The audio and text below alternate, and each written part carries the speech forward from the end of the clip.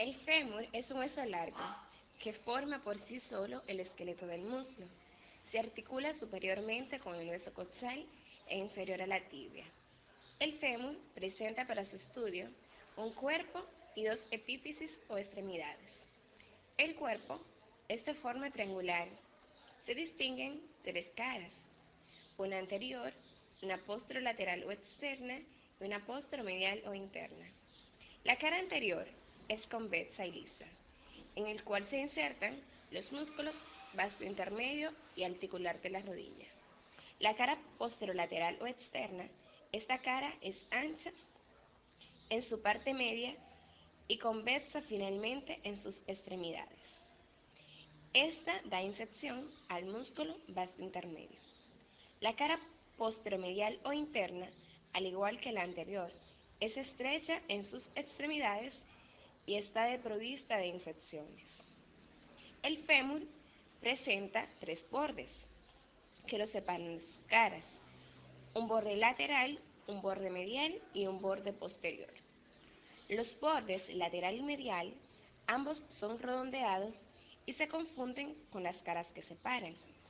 El borde posterior es grueso y rugoso.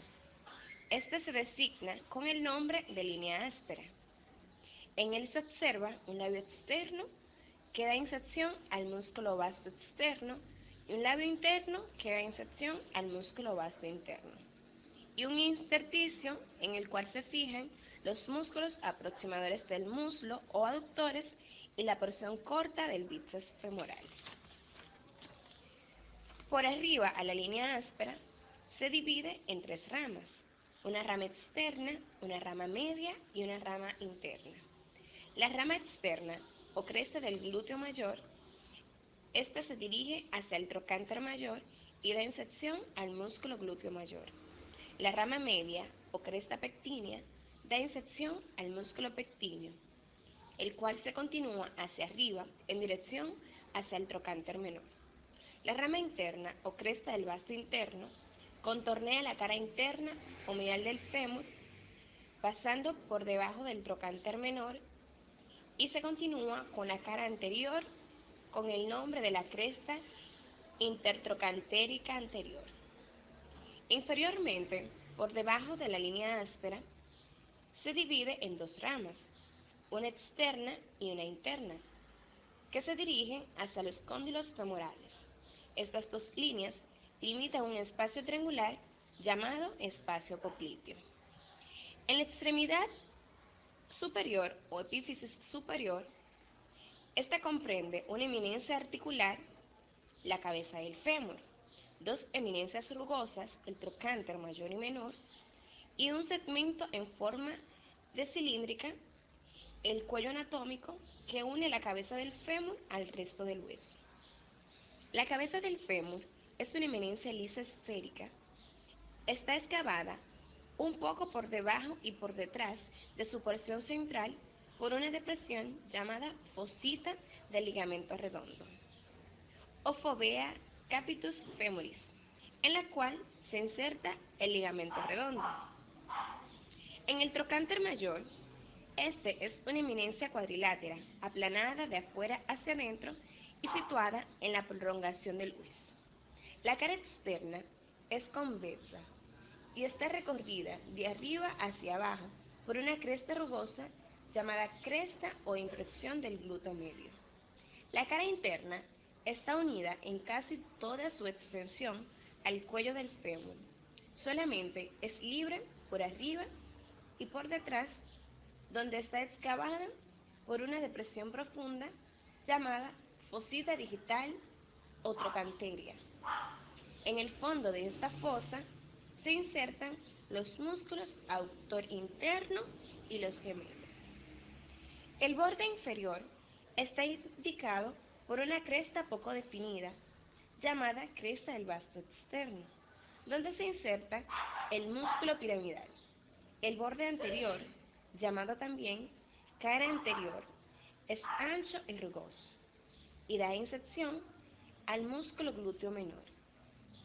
En su ángulo superior interno se observa una eminencia llamada tubérculo pretocanterio. El borde posterior es un saliente ancho y redondeado y se continúa con la cresta intertrocanterina posterior.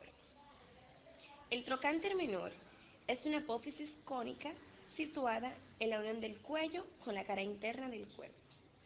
Da inserción al músculo iliopsoas, o psoas ilíaco. El cuello del fémur se extiende de la cabeza de los trocánteres y tiene forma de un cilindro plano, mientras que la extremidad inferior es más voluminosa que la superior. Esta está dividida en dos eminencias articulares llamadas cóndilos, separadas una de la otra por una depresión profunda que es la cresta intercondilia. Los cóndilos femorales son uno interno y otro externo. Presentan una cara inferior, una posterior y dos caras laterales. La cara inferior y posterior están ocupadas por una superficie cartilaginosa articular que corresponde a la articulación de la rodilla. Se articula por debajo con la meseta tibial. La cresta intercondilia presenta inserción a los ligamentos cruzados de la articulación de la rodilla, mientras que las caras laterales tienen aspectos diferentes en cada cóndilo. En el cóndilo interno se puede observar hacia su parte media una eminencia llamada tuberosidad interna del fémur o epicóndilo medial. En el vértice posterior de la tuberosidad interna, una depresión para la inserción del ligamento lateral interno de la articulación de la rodilla. Encima y por detrás de esta impresión, una eminencia llamada tubérculo del aductor mayor. Y debajo y por detrás del tubérculo, una impresión rugosa en la cual se inserta el gemelo interno y el gastrocnemio. En el cóndilo externo, presenta hacia su parte media la tuberosidad externa o epicóndilo lateral. Debajo y por detrás de la tuberosidad, una depresión alargada en la cual se fija el tendón del músculo popliteo. Encima y por detrás de la tuberosidad, una fosita donde se inserta el músculo gemelo externo o gastrocnemio.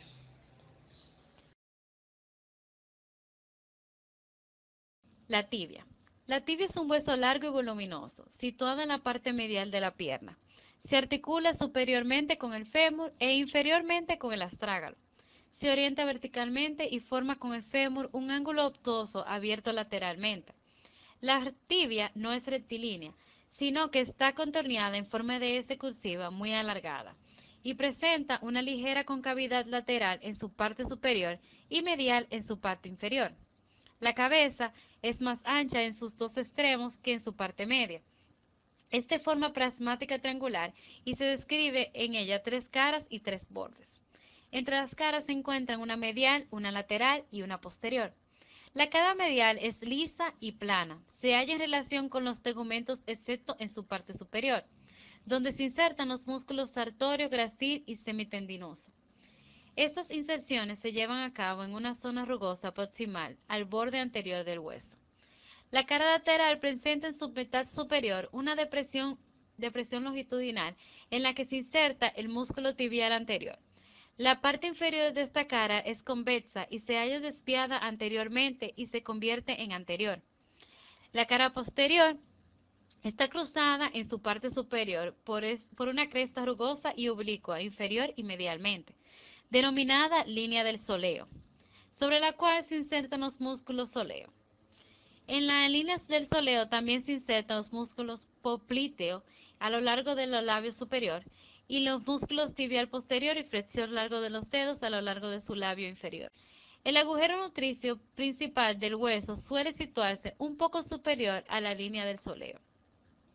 Entre sus bordes se encuentran un borde anterior interoseo y uno medial. Borde anterior, también llamado cresta de la tibia, contorneado en forma de S cursiva, que se pierde superiormente la tuberosidad de la tibia. Inferiormente se vuelve romo y se desvía al sentido medial. El borde interóseo es lateral y constituye una arista aguda en que se inserta la membrana interósea de la pierna. Se bifurca cerca del extremo inferior del hueso. El borde medial es romo en su parte superior y prominente en su parte inferior. El extremo superior es voluminoso, alargado transversalmente y poco desviado posteriormente. Está formado por dos condilios, uno lateral y otro medial, que sostienen las caras articulares superior de la tibia. Las dos caras articulares, condilios o concavidades glenoides, están separadas posteriormente, cuyo vértice inferior termina en una gruesa eminencia denominada tuberosidad de la tibia, que es muy saliente e irregular inferiormente. En ella se inserta el ligamento rotuliano. Las caras laterales del extremo superior forman el borde infraarticular. Son curvas, miden 2 centímetros de altura y presentan una configuración diferente una de la otra.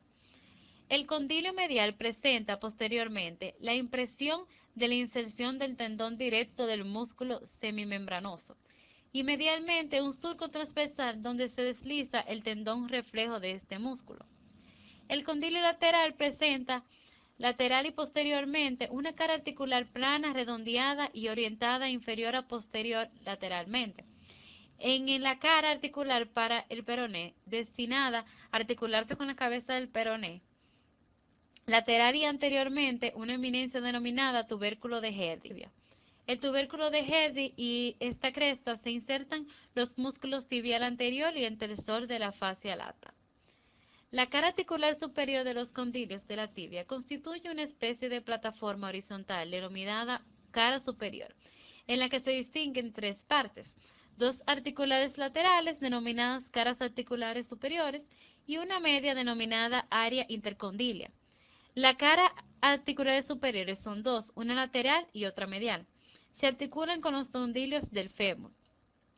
La cara articular superior media es cóncava, más larga y menos ancha que la lateral. En sus partes continuas, las caras articulares superiores se elevan y forman las caras laterales de una eminencia intercondilia, que ocupan la parte media del área intercondilia. El área intercondilia se halla dividida en tres partes, una media, una saliente y las áreas intercondilias anterior e intercondilia posterior. Las áreas intercondilias anterior e intercondilia posterior están situadas anterior y posteriormente a la eminencia intercondilia.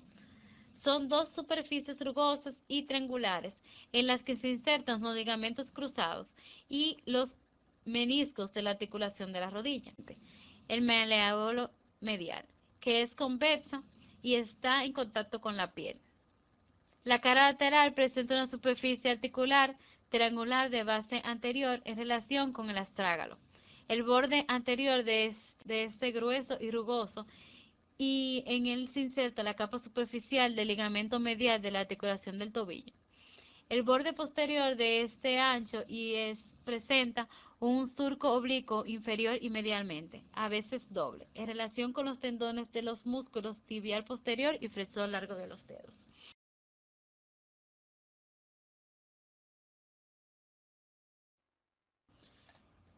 El peroné. El peroné o fíbula es un hueso largo y delgado, situado en la parte lateral de la pierna. Se articula superiormente con la tibia e inferiormente con el astrágalo. Ofrece para su estudio un cuerpo y dos extremos, uno superior y otro inferior.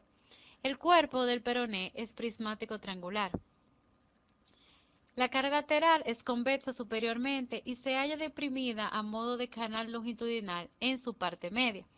En ella se insertan los músculos peroneo largo y peroneo corto. Esta cara está dividida en su extremo inferior por una cresta ubicua inferior y posteriormente en dos segmentos. El anterior es triangular y subcutáneo, el posterior se desvía posteriormente y sobre él se deslizan los tendones del músculo peroneos. La cara medial está dividida en dos segmentos, muy alargado por una cresta longitudinal, denominado borde interóseo, en la cual se fija la membrana interósea de la pierna. Anteriormente al borde interóseo, en la cara medial se insertan los músculos extensor largo de los dedos y tercer peroneo, Posteriormente a este borde, la cara medial se halla deprimida en canal en 2/3 superiores, donde se insertan los músculos tibial posterior. La cara posterior superiormente, esta cara es estrecha, convexa y rugosa. En ella se inserta el músculo soleo. En el resto de su extensión es más ancha y está cubierta por las inserciones del músculo flexor largo del dedo gordo. En el cuarto inferior del hueso, la cara posterior se vuelve medial y se sitúa en el mismo plano que la cara medial. El agujero nutricio principal suele localizarse hacia la parte media de la cara posterior. También tiene unos bordes cada una de las caras, un borde anterior, un borde interóseo y un borde posterior. El borde anterior es delgado y cortante, sobre todo en su parte media. Presenta continuidad inferior con el borde anterior del maleolo lateral. El borde interóseo, este borde se halla muy marcado en su parte media y se adelgaza hacia los extremos del hueso, sobre todo en su extremo inferior. El borde posterior es romo superiormente y prominente en sus 2/3 inferiores. Su extremo superior, también denominado cabeza del peroné, se trata de la dilatación cónica de la base superior, cuyo vértice truncado presenta continuidad con el cuerpo del hueso por medio de una parte estrecha denominada cuello del peroné. La cara superior o base presenta en su parte medial una superficie articular plana que se orienta superior, medial y poco anteriormente. Esta superficie se articula con la cara articular para el peroné del extremo superior de la tibia. Lateral y superior a la superficie articular se eleva una eminencia rugosa denominada vértice de la cabeza del peroné, sobre la cual se fija la parte posterior del tendón del músculo bíceps femoral y el ligamento colateral peroneo.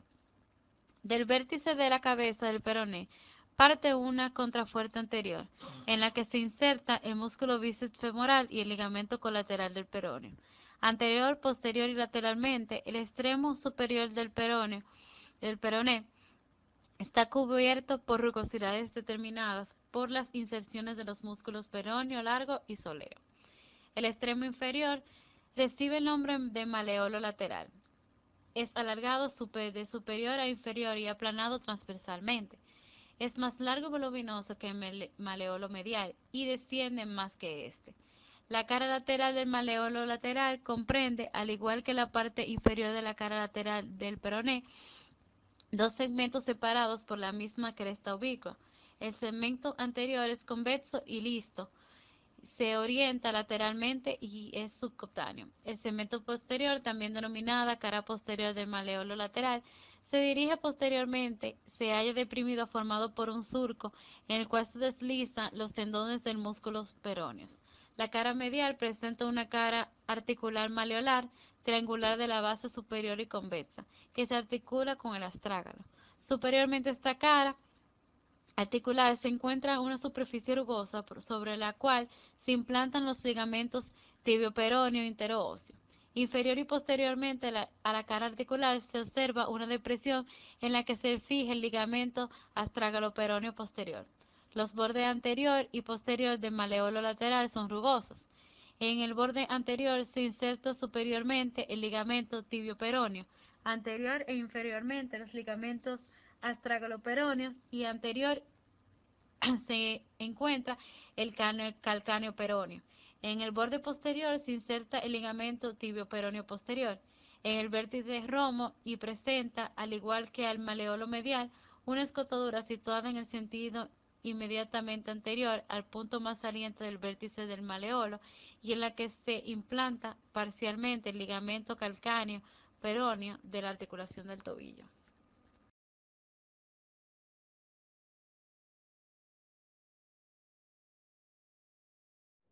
Muy buenos días, yo les voy a hablar sobre los huesos del pie. El pie se compone, al igual que la mano, por tres grupos de huesos que forman el tarso, el metatarso y las falanges, divididos en 7 huesos en el tarso, 5 componen el metatarso y 14 en las falanges. El tarso es un hueso macizo que ocupa la mitad posterior del pie.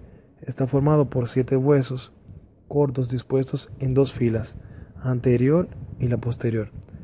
La fila posterior está constituida por 2 huesos, el astrágalo y el calcáneo, y la fila anterior consta de 5 huesos, el hueso cuboides, el hueso navicular y los 3 cuneiformes. El astrágalo es un hueso corto, aplanado y alargado. Forma el vértice de la bóveda tarsiana. Se articula superiormente con los huesos de la pierna e inferior con el calcáneo anterior con el hueso navicular.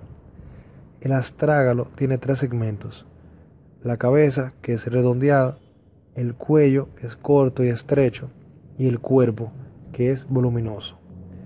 Posee 6 caras: una cara superior, que es convexa de anterior a posterior y cóncava transversalmente; una cara inferior, que se articula con el calcáneo;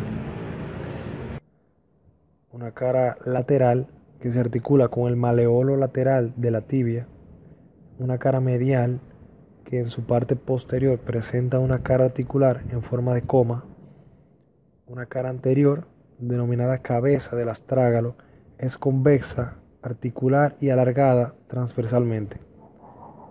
La cara posterior se halla posteriormente de la tróclea astragalina. Es muy estrecha. Se aprecia en su parte medial un surco oblicuo. Este surco está bordeado por 2 tubérculos, el medial y el lateral. El calcáneo es el hueso más voluminoso de los del tarso. Es alargado de anterior a posterior, pero planado transversalmente. Está por debajo del astrágalo, en la parte inferior del pie. Forma la eminencia del talón. Posee 6 caras: una cara superior, que tiene 3 tuberosidades, una anterior y 2 posteriores; una cara inferior, que es estrecha y convexa; una cara lateral, que es plana y presenta en su mitad anterior un tubérculo; una cara medial, que está ocupada por el canal calcáneo, va en sentido inferior y anterior; una cara posterior, que es estrecha, lisa y rugosa superiormente y ancha en la mitad inferior, en donde se fija el tendón calcáneo; una cara anterior, que se articula con el hueso cuboides, es convexa transversalmente en su parte superior y convexa en su parte inferior. Hueso cuboides está situado anteriormente del calcáneo, en la parte lateral del pie. Tiene forma de prisma triangular y tiene 4 caras: una base, un borde lateral y un arista. La cara dorsal es rugosa y hay inclinada inferior y lateralmente. Una cara plantar, que está atravesada por una cresta roma y ancha, denominada cresta del hueso cuboides. Una cara posterior, que es convexa, se articula con el calcáneo. Una cara anterior, que presenta 2 caras articulares separadas por una cresta roma.